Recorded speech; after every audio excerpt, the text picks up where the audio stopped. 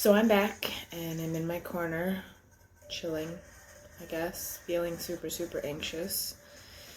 It's like 12:30 now and I still haven't gone to the grocery store. I spent a couple of hours this morning trying to work on another video of my paintings. I'm trying to show off a 30-day painting challenge that I did where basically I painted one painting a day. And it was kind of based off of emotions and kind of not. But anyway, so I was thinking, oh, I could put music. I could put a clip for each one, and then there could be a little music clip to kind of convey how I was feeling at the time, because I took really good track of my emotions. I have a mood tracker, which I haven't used in quite some time, and I recently just started using it again. So I had this really grand plan, and then I started trying to figure out songs for each day. And that's like 30 songs that I would have to go through, more than 30 songs. And it started to get overwhelming. The idea of trying to pick out little segments out of certain songs to kind of convey how I was feeling. And it was also difficult because a lot of the wow. Okay. A lot of the words that I can't even think right now. Okay. A lot of the music that I listen to is not saved on my phone, on my SD card. I have a lot of music on my laptop, and that is on my phone. But a lot of the music that I listen to now, some specific artists, Italo Brothers, Headhunters, kind of a lot of Eurodance and hardstyle stuff. I don't have that saved. I personally have not ever found it easy to try and find CDs, and I don't have like Google I don't know where I'm going, words. Anyway, so I don't have like, what's it called? That's why I can't figure out what to call it. iTunes or anything like that, where I can like buy a CD and have it on my computer. I guess I kind of do, like Amazon Music. But still, even then, finding those CDs on Amazon, I don't know why. Maybe it's because I live in America. But anyway, so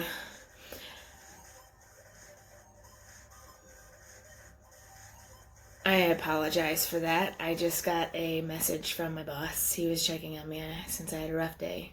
So I guess I'll answer that later. Drawback to doing my videos on my phone. Quality isn't the greatest, and also interruptions, and I'm easily distracted, so I can't just be like, oh yeah, I'll ignore that and keep talking. Anyway, back on track. So I decided to take a break from that, but that was keeping my attention off of my anxiety and the fact that I don't have anything to smoke, and the fact that the medication isn't helping me. And I'm not gonna lie, I took six of the tablets. They're 10 milligram tablets. I went online to see what like the max dose was, because I didn't want to like overdose or anything. And it said like for prescribing for anxiety 50 to 100 milligrams. And I was like, well, she's got me on 20 milligrams 4 times a day. And it's not a medication that you have to take every day. It's supposed to be an as needed medication. It's not doing anything.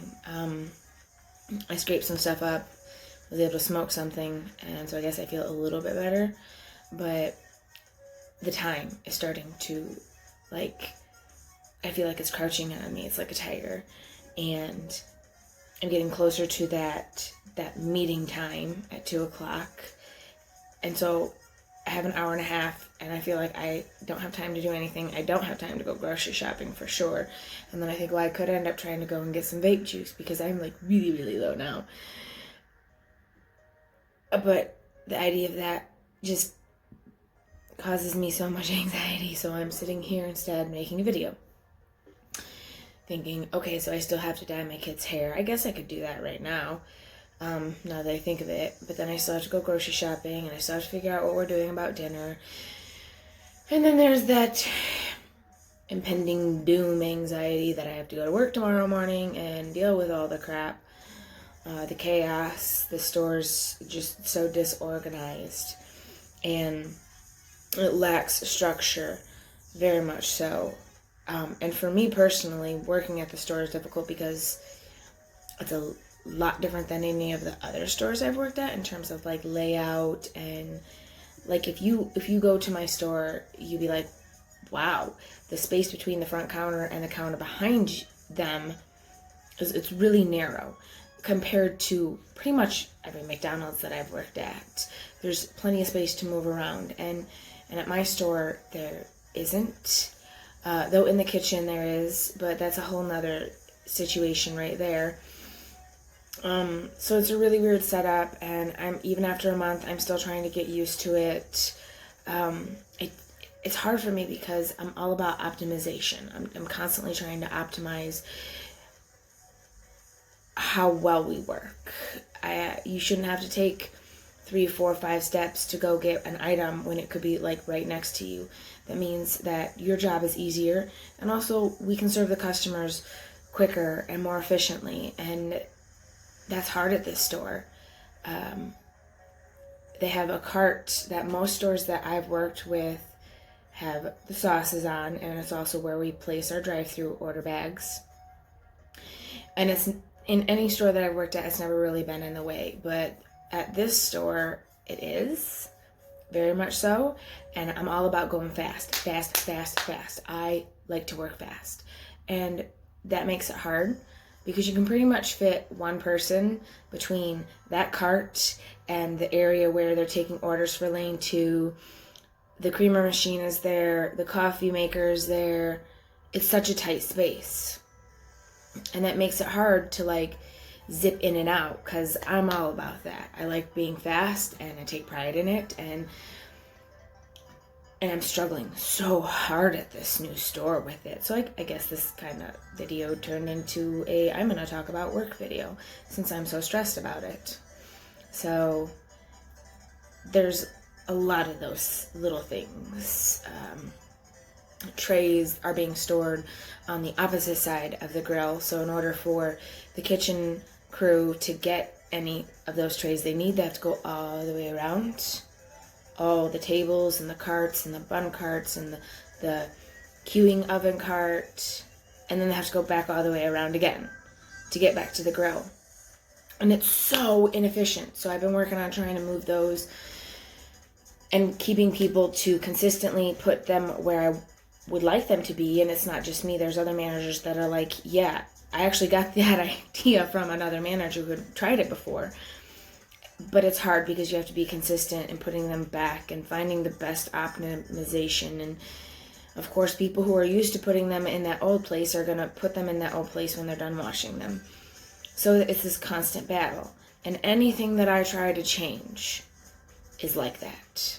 When I first started working in the grill area, it was so not optimized. Like, there is no reason why a whole tray of burritos should be in a cooler on the other side of the grill when the queuing ovens for heating them up are on the other side of the grill. Why aren't we using the cooler literally right next to them? That's what, 2, 3 steps as opposed to 7, 8, 9 steps.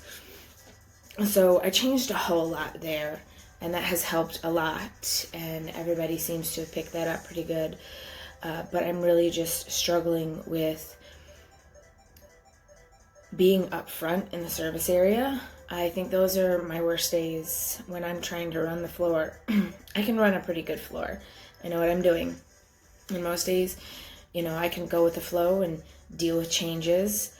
And that is a lot off of previous experience. At this store, I find it more difficult when I'm running the floor to, I guess, have control or feel like I have a sense of control, because most of the time I don't.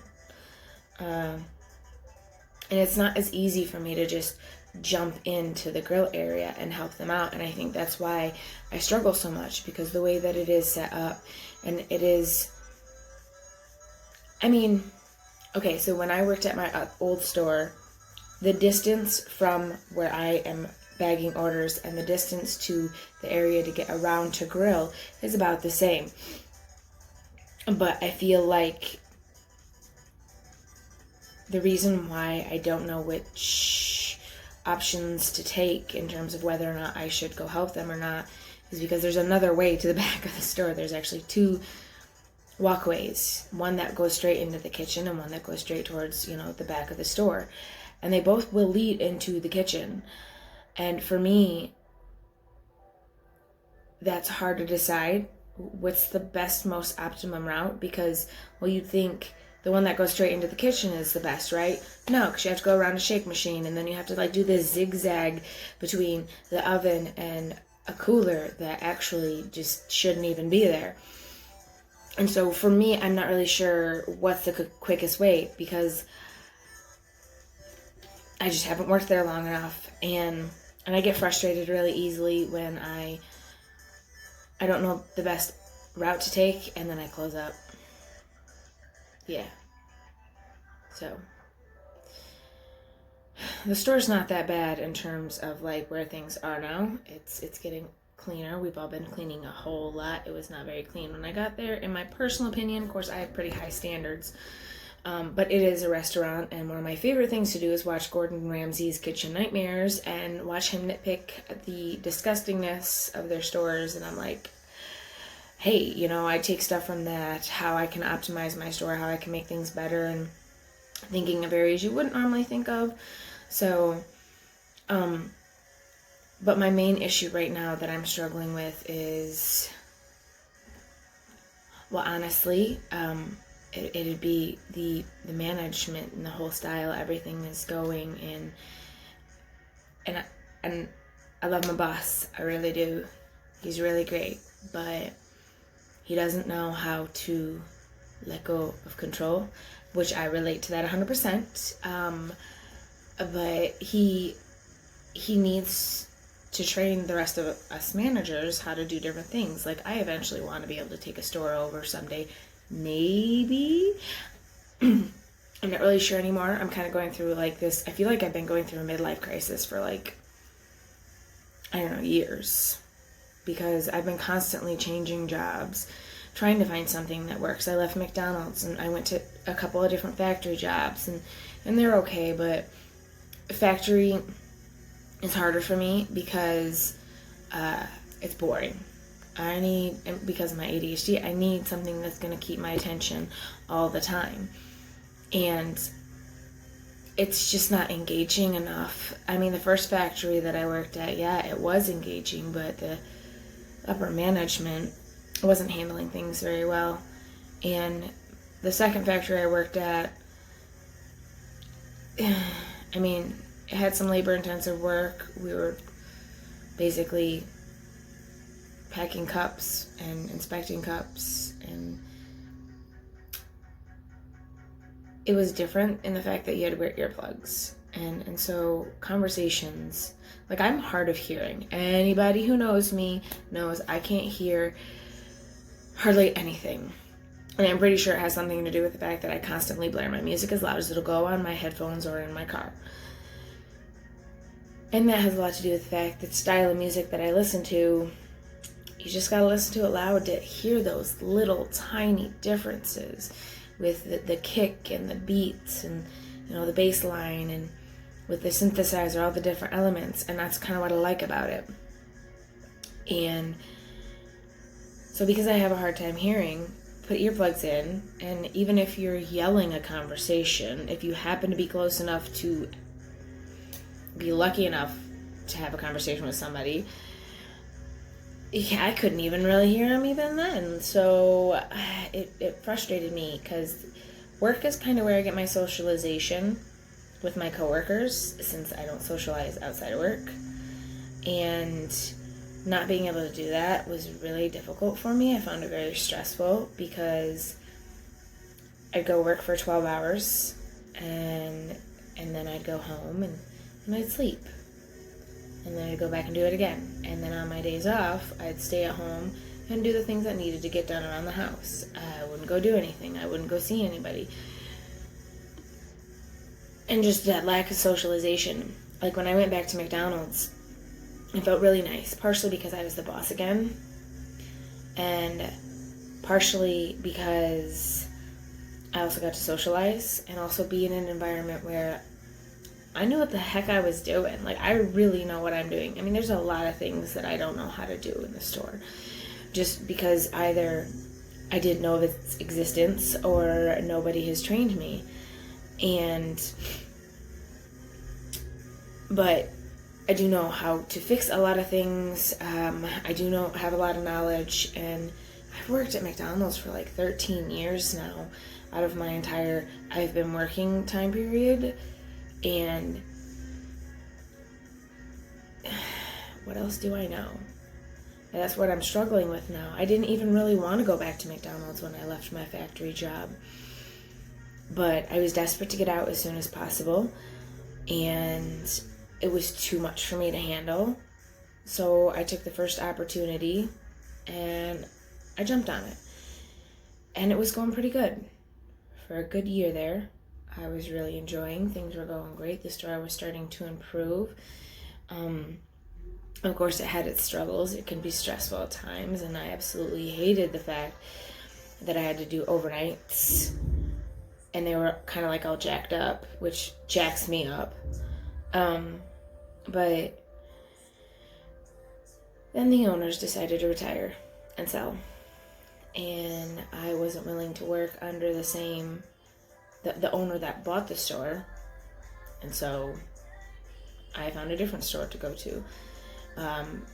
But I had to choose one that was close to where John works, since we only have one car. And if I have to work at 3 in the morning, yeah, right. If I have to work at 5, 6 in the morning, then I have to drop him off at work first. He sits outside waiting to go in until the factory opens, and then I go to work. When you only have one car, you have to work around kind of stuff like that. And so I chose something particularly close to where he works. It was actually my first McDonald's that I ever worked at. And that was back when I was like 17, 18, right before I went to college. I don't remember a whole lot.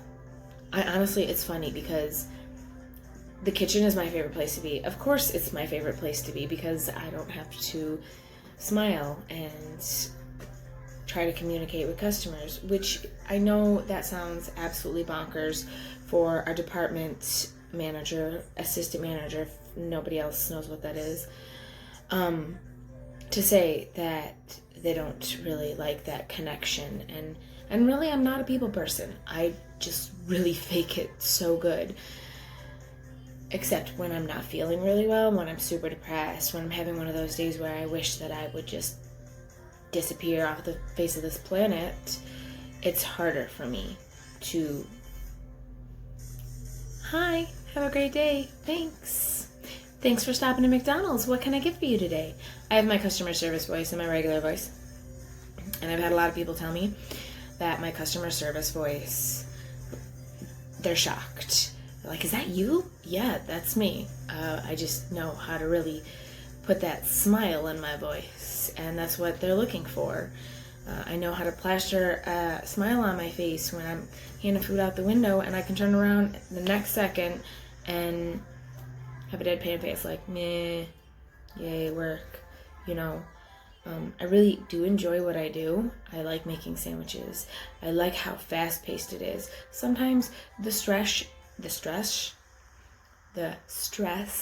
is an adrenaline rush, and sometimes that's cool, and sometimes that's not.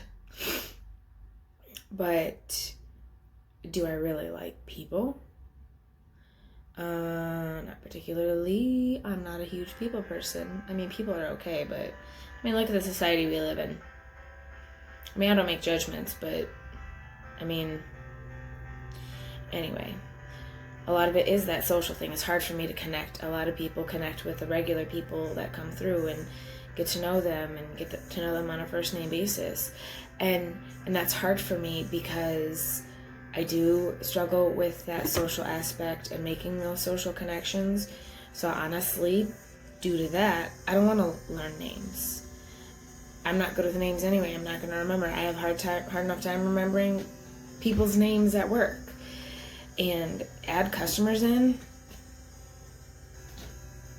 I don't know how I'm expected to do that, but I would definitely love to work somewhere else. I don't know where.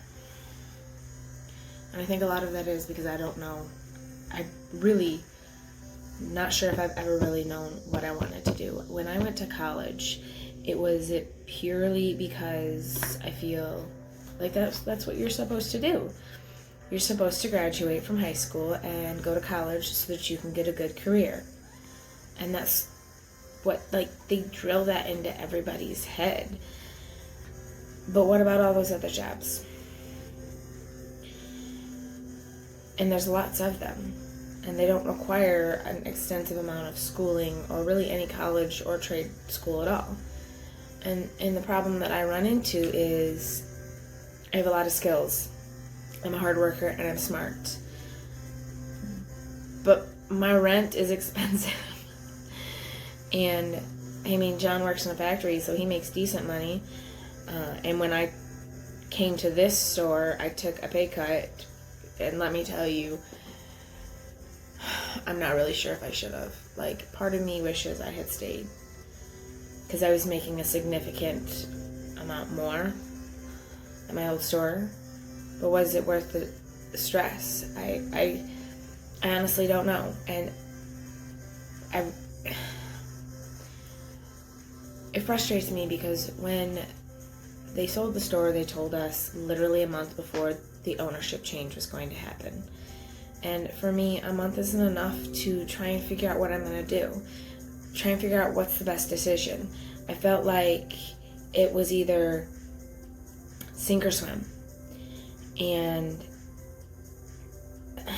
I didn't want to move stores. I'd spent a year there, but at the same time I did want to, because the person that I was there for, who was my boss, my best friend, she was leaving. She didn't want to work under that owner, and there would be a change in upper management. And I didn't want to deal with that. I don't want to go through all that, which is funny because I am going through that. And I thought I knew what I was getting into. I really thought I knew, but I definitely did not. So my struggle comes from, I mean, sure, I could get a job at a grocery store, but then even if I was like, stocking shelves, that'd be okay. But I need a job that can pay me enough to at least pay my rent. And, most places are paying $10 an hour. And if they're not paying $10 an hour and they are paying $12, $13, $14 an hour, they all drug test. And it's not like I want to smoke. I mean, a part of me does because it feels good, but I'm at the point now I smoke because if I don't, then I wouldn't be able to function at all. And just to be able to get that little bit of functionality, that's kind of important for me. And I'm really struggling right now with that because where do I go? What do I do? And I honestly don't know. And most of the time, I just push all of these thoughts, like everything that I've been talking about.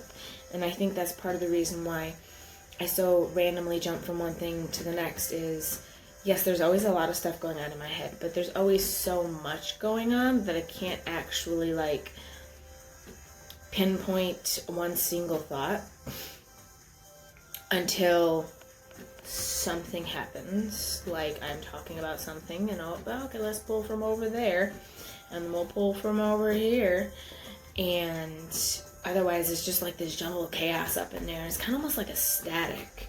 And I do have an inner monologue, which I didn't realize some people don't have. So yeah, point there. Yep. Maybe I did or maybe I didn't. I don't know. Could have been rambling. But, oh yeah, I remember now. I don't think about this stuff all the time. But because it is like that static, it constantly weighs on me.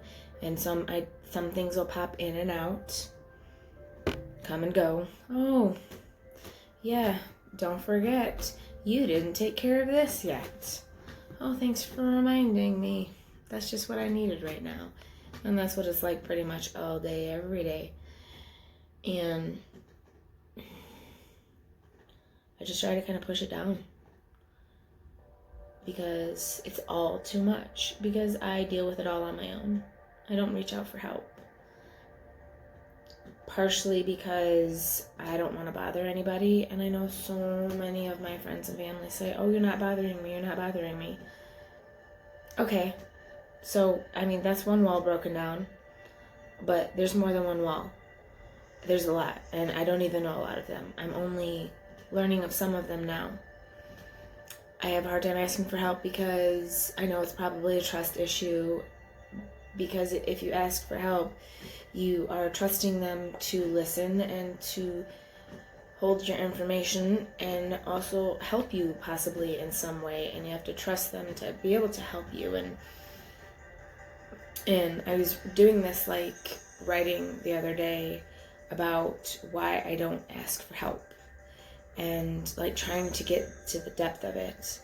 And also, why do I feel lonely? Because I feel lonely all the time. Despite all the people that I have in my life, despite the amazing support group that I have, I just constantly feel alone. And yeah, why? But there's so many different things. And I could probably get into it, but I'm looking and it's like 27 minutes now, and I should probably wrap this video up because nobody wants to watch a video that's, I mean, really, I'm surprised if you've gotten this far in the video. That's a really long time to watch somebody just talk. But eventually I'll try and get like little things in my video when I have the time or when I have the patience or the, know-how or whatever, but I guess maybe my next video I could talk about why I don't ask for help. So, well, I guess thanks for listening to me ramble on again about my anxiety and other issues. So, alright, take care. I'll see ya.